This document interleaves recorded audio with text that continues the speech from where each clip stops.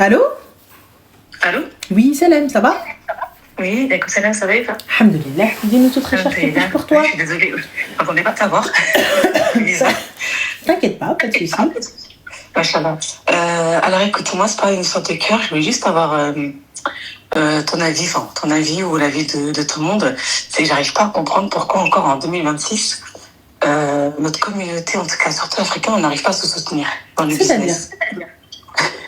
Mais en fait, quand tu as une sœur qui est là, qui a un business et tout, des fois, en fait, on a trop tendance à être facilement à dire ah, mais vas-y, t'as ça, bah fais-moi un petit prix, ou tu vois, pas forcément soutenir comme il se doit, en fait, tu vois. Je sais pas comment. Je vois ce que tu veux dire. Mais du coup, ma chérie, qu'est-ce que te turlupine? T'as un business et tes potes ne te soutiennent pas? Bah, en fait, si, en fait, franchement, les potes, ça va, ça soutient. Mais en fait, surtout la communauté entre elles, en fait, quand on voit que, en fait, il y a un business, tu vois, et quand tu vois que tu commences un petit peu à grandir ou, tu sais, un petit peu à grossir, et ben, on va pas forcément te soutenir. Enfin, la communauté va pas forcément venir te soutenir. C'est la base. On va venir critiquer ce que tu apportes. Je sais pas. Ouais, voilà, c'est ça. Mais après, tout à fait normal. On va critiquer ce que tu apportes, on va critiquer ce que tu as. Tout le monde va te souhaiter le meilleur tant que tu les dépasses pas. Le jour où on va voir que tu prospères, en fait, les gens vont avoir tendance à vouloir peut-être te soutenir et te suivre à partir du moment où ils savent que ça n'est pas à toi. Ouais, c'est ça. C'est tout. C'est ça. Hein? D'accord. Parce qu'en fait, tu sais, moi, je me suis dit, franchement, nous, on est les derniers de la classe. Enfin, je pense, parce que je me dis que les Juifs, franchement, ils se soutiennent entre eux. Eux, tu vois, quand tu vois leur commerce, ils consomment presque 100% chez eux et peut-être 1% autre part. Je sais que les rebeux aussi, pareil, même si, voilà, ça se critique beaucoup, mais quand il y a quelqu'un qui lance quelque chose, vous êtes souvent solidaire. Mais nous, je sais pas, je trouve qu'on est trop encore dans la jalousie, trop encore dans le... Je dirais pas ça. Elle monte ou... Enfin, je sais pas. Je dirais pas ça parce que peut-être il faut... je vais pas dire galvaniser, mais je vais dire peut-être trouver l'élément qui nous rassemble. Tu vois? Ouais. C'est-à-dire que pourquoi partir dans la critique ou essayer quoi que ce soit, ou essayer de dire ouais mais de toute façon vous soutenez pas, de toute façon vous faites pas. Essayer de trouver en fait ce qui va faire en sorte qui va nous rassembler, ce qui va plaire peut-être à la commu, tu sais c'est partout pareil. Tu parles des communautés juives, tu parles des communautés musulmanes ou maghrébines ou arabes ou noires ou peu importe, c'est partout pareil. En vrai de vrai, c'est partout pareil. C'est dans toutes les communautés. Même si on va te souhaiter, on va te souhaiter le truc de fou, mais tant que c'est pas mieux que moi. Tu vois? Mais Zara, ma chérie, tu me dis bah bon aux juifs alors, mais justement tu vois c'est avec ce comportement là qu'on va pas aller nulle part, qu'on va pas aller bien loin. Et ça c'est une vérité. Par exemple moi, pour ma part, on va prendre l'exemple du Ramadan. Je suis contre le fait d'aller en grande surface et faire mes courses du Ramadan. Ça veut dire quoi? Ça veut dire tout ce qui va être feuille de briques, tout ce qui va être date et tout ça, etc. Je les ferai pas en grande surface. Je les ferai pas chez Auchan, je les ferai pas chez Leclerc et compagnie, etc. Avec tout le respect que j'ai pour ces enseignes-là où je fais les courses tous les 4 matins. Mais il faut dire ce qui est. C'est à ce moment-là que vous voulez nos thunes. Je préfère aller les payer peut-être un petit peu plus cher ailleurs. T'as vu? Mais au moins... ce sera chez des gens de ma communauté. Voilà, fin de l'histoire. Et je ne parle pas d'arabe, je vous parle de musulmans. Donc peu importe où, peu importe n'importe qui. Par exemple, pareil, même pour les gilbeb, tout ça, etc. et tout, je vais pas aller les draps de maison, le linge de maison, tout ça, etc. Je vais pas aller chez Zara Home et compagnie et tout. Je vais privilégier autant que je peux. Tu vois, on vous demande pas de faire un effort surhumain. T'as des trucs entre les dents, ma chérie, j'ai toujours des trucs entre les dents. La base, mais je suis en train de bouffer depuis tout à l'heure des noix. Donc normal, dans le plus grand des cas. Mais c'est pas grave. Ça, c'est entre nous, cousines. C'est pas grave. Donc, je te disais, tu vois, y a pas de, j'ai pas de souci avec ça. Je préfère le plus possible. Le plus possible. Ma commu, le plus possible les petits business, le plus possible les commerces, entre nous faire nous-mêmes, tu vois, nous donner de la force et fin de l'histoire. C'est tout, même que ce soit. Après, je sais que certaines personnes, on a beau, c'est comme pisser dans du sable, hein, ou dans un pichet comme tu l'entends. Mais pour ma part, il est hors de question que j'aille donner de la sephore aux grandes enseignes, alors que toute l'année, en fait, tu m'aimes pas. Toute l'année, tu me veux pas. Je parle pas des grandes enseignes qui nous veulent pas, mais je vous parle. Enfin, moi personnellement, je me sens pas des plus à ma place en France. Oui, dans un violon, mais nous on dit en fait frais bien. Donc un pichet cassé, tu vois. Ouais, mais je comprends, mais bon après, oui, pisser dans un violon, c'est typiquement français, très cher. Mais tu connais ta sœur et la France, des fois, voilà. Toi, nous, c'est un pichet cassé. Voilà, très bien, hersa. Voilà. Mouhim. Juste pour vous dire, après c'est la vérité. Des fois je peux comprendre, t'as des gens, ils viennent, la première chose qu'ils disent, ouais, c'est fait en Chine, et tu viens, tu me le vends.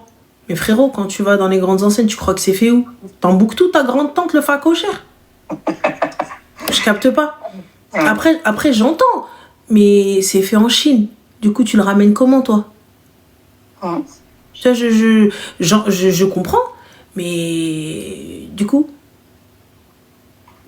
Oui, mais non, mais en fait, ça, ouais, mais elle a fait, oui. Ça vous va pas, y a pas de souci, pas de problème. Votre téléphone, il est fait en Chine, qu'est-ce que tu racontes? À la fin, tu viens, tu me dis, ah ouais, tu te prends pour qui? Je l'ai vécu, moi, ça, par exemple, avec Zayen. Avant de voir que la qualité y était, avant de voir que le packaging, avant de voir ceci, avant de voir cela, avant de voir nanana. Ouais, je se prend pour qui? Faire des foulards à ce prix-là, ouais, je se prend pour qui? Mais y a pas de problème, si tu veux pas acheter, c'est que tu n'es pas la cible. C'est tout. Pourquoi venir dézinguer le travail des gens? Là, pareil. Il y en a une, elle vendait des boubous de maison. Wesh, c'est quoi ça? Wesh, non, c'est pour faire le ménage. Frère. Non, mais frère. Je veux pas acheter. Dézingue pas, dis rien. Pas de problème. Après, faut pas non plus rentrer dans une intrigue où tout le monde nous veut du mal et tout ça, etc. Tu vois, fais ton taf. Non, je dis pas que tout le monde fait du mal. En fait, c'est juste un constat de travail. Si je veux raconter un petit peu mon parcours. Ouais. En fait, c'est moi, j'ai créé mon business en 2015. Donc, j'ai commencé par le maquillage. Ensuite, quand j'ai eu ma fille, j'ai vu que je trouvais pas de produits pour les cheveux. Donc, du coup, j'ai commencé à faire des cosmétiques pour les produits pour les cheveux. Et après, alhamdoulilah, tu vois, j'ai commencé à monter en compétences. Donc, je travaille dans un centre de formation. Et en même temps, enfin, à côté, je travaille dans un centre de formation. Et à côté, j'ai continué en fait à vendre mes produits et je vendais mes produits dans des salons. Jusqu'au jour où là, en 2024, j'ai commencé à faire mes propres salons, entrepreneurs, tu vois. Et c'est là en fait que j'ai vu, ah mais tu vois, elle en fait elle vendait ses produits, mais maintenant genre elle va faire les salons, mais elle se rend pour qui elle? Tu vois, même si ce n'est pas venu directement de me le dire, mais en gros, ouais, mais à la base, t'es vendeuse, pourquoi maintenant tu veux faire des salons? Ouais, mais en fait, je peux faire ce que je veux, en fait, tu vois. Et même si moi, je peux aider maintenant les gens, enfin, comme j'ai vu c'était quoi le côté business en tant que vendeuse, maintenant, je vois les failles pour organiser les salons. Donc maintenant, je peux m'adapter et proposer autre chose à d'autres sœurs qui veulent aussi exposer leurs produits en fait tout simplement, tu vois. Et là en fait maintenant je vois que plus voilà, alhamdoulilah, tu vois, j'arrive un petit peu à ramener plus de monde et en fait comment dire, et là en fait tu vois, je vois que même par exemple il y a 2 salons, en fait là voilà, concrètement il y a 2 salons qui vont se faire là au mois de mars après le Ramadan, et dans la une, sa communauté on va dire c'est un petit peu plus maghrébine et en gros ma communauté c'est plus entre guillemets africaine. Et bah, juste pour pas dire comme quoi elles viennent dans mon salon à moi, t'as des africaines qui vont dans le salon des rebeux. Tu vois, sachant qu'elles savent même très bien qu'elles vont pas forcément vendre là-bas. Mais je vois pas l'intérêt en fait, tu vois. J'ai pas compris, ma chérie. Toi, tu voulais faire un salon 100% africain? Non, en fait, ce que je réunis, en fait, c'est vraiment. Enfin, il y a pas mal de commerçantes africaines, tu vois. Et tu sais que que les clients qui vont venir, c'est beaucoup plus ta cible. Tu vois. Bah oui, mais à ce moment-là, c'est votre communication qui n'est pas bonne. Donc le problème vient de vous, le problème vient des organisateurs. Moi si aujourd'hui mes exposantes ramènent des produits pour les peaux noires, on va dire, allez vas-y, pour les peaux noires, cheveux crépus, ce que vous voulez, etc. Parce que le Maghreb, enfin c'est l'Afrique, mais bon. Donc j'entends, donc il y a une cible. Mais si je propose et je fais la pub que chez les Arabes, bah, il est normal que forcément l'exposante, elle va pas avoir la clientèle demandée. Ouais. Ah non, il y a rien qui est dit dans les flyers. Hein. La communication, on dit pas que c'est spécialement maghrébins ou spécialement africains. C'est vraiment ouvert à tous. Oui, mais en fait, justement, mais quand je vais communiquer dessus, je vais communiquer dessus en disant, voilà, il y a des produits pour les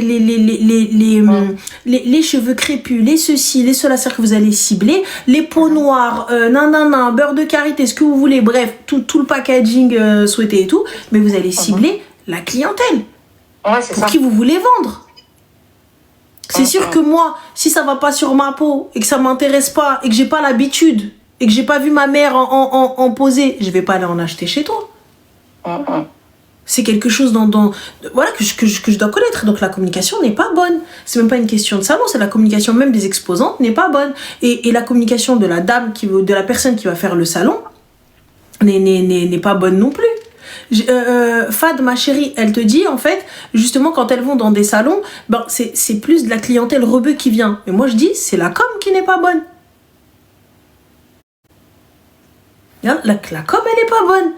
Comment est-ce que moi je sais, et quand bien même je vais vendre mes places à des exposantes de produits typiquement noirs. Moi je t'ai vendu, je t'ai garanti du monde, je t'ai pas garanti quel monde. Vous aussi vous allez devoir travailler sur votre com, et mettre, faire des flyers pour, etc. Tu vois? Donc il y a ça aussi. Après, est-ce que c'est une bonne idée de faire un salon entre guillemets pour la communauté noire? Je sais pas. Non, en fait, franchement, moi, je suis pas forcément que la communauté noire, mais je sais que j'en ramène beaucoup, en tout cas. Tu vois, moi, je suis de toutes les femmes en général. Et c'est vrai que j'ai beaucoup plus de femmes noires qui viennent que de femmes rebeux, tu vois. Ouais, c'est bien. Et voilà, si c'est ta cible, c'est bien. Ouais. Non, après, je suis vraiment tout le monde, tu vois. Ouais. Mais c'est vrai que c'est un constat que j'ai remarqué, mais je sais pas. Je pense juste que pour moi la communication est mal faite. Tu peux cibler mais les rebeux peuvent être noirs. Alors, je vais pas rentrer dans cette polémique, je vais pas rentrer dans ce truc à la con. On vous parle de produits qui sont spécifiques pour les peaux noires, ça, etc. Quand tu vas avoir, bien évidemment qu'il y a des rebeux noirs, bien entendu. Mais là, quand tu vas dans un salon où je te ramène Daqal Marrakchia, alors que toi t'es malienne, essaie de comprendre. Il n'y a pas de méchanceté dans ce que je suis en train de te dire. C'est juste que ça n'est pas la cible. Je suis en train de te faire un défilé de caftan alors que toi tu me vends du beurre de karité. Tu vas vendre combien de beurre de karité? Tu vas vendre combien de produits pour tresser, tout ça, etc. Alors que la meuf, elle vient, elle veut voir Tkcheta. Ça n'a rien à voir, c'est pas la cible. Alors que si je communique dessus, voilà, écoutez les filles, donc la clientèle qui va venir, elle va venir parce qu'elle veut mes produits. Parce qu'elle a entendu parler de mes produits, parce qu'il va y avoir peut-être un tarif sur mes produits, tout ça, etc. Venez dans le salon, donc on va mélanger les gens et je vais faire découvrir à d'autres communautés ces produits-là aussi. Tu vois? C'est juste, c'est pour se coiffer. Non, viens ma chérie, regarde, je te montre. Tu vois, c'est comme ça. Nous, on l'utilise de cette manière-là. Comme par exemple, nous, les produits, au Maroc, on est connu pour le produit de l'hammam. Allez, vas-y, adik tabrema, tout ça, etc. C'est fait chez les Arabes. Ouais. Du coup, si je le présente à une Sénégalaise ou une Malienne, elle a d'autres coutumes de hammam. Mais si je viens, je lui montre. Je partage mes connaissances avec elle. Et elle va me partager ses connaissances avec moi. Et on va échanger comme ça. Et finalement, son produit, il est halal pour mes cheveux, il est halal pour ma peau. Ouais, mais elle, regarde, elle a été là au hammam, t'as vu? Donc après, elle vient, elle met ma crème. Comme ça, donc il faut pouvoir éveiller ta communauté. Il faut pouvoir éveiller les clients à ça. Des fois, t'as un client qui n'est pas du tout ciblé. Et finalement, il va kiffer parce que c'est un truc de fou. Ah ouais, attends, tu vois? Mais si jamais tu viens, tu dis, non, déjà, eux, ils savent, c'est que chez nous. Je vais vendre en fait que aux gens de chez moi. Moi, je veux pas vendre que aux gens de chez moi. Je veux que tout le monde découvre. Toi, je veux que tout le monde découvre. Je veux que tout le monde puisse s'en imprégner. Je veux que tout le monde puisse connaître. Et c'est ça. Et c'est là où je pense peut-être que ta com, même si tu ramènes beaucoup d'exposantes d'Afrique noire, tu vois, parce que oui, je sais, peut-être le Maghreb, non, c'est pas en Afrique, si, c'est en Afrique. Mais bon, quand on parle d'Afrique noire, voilà.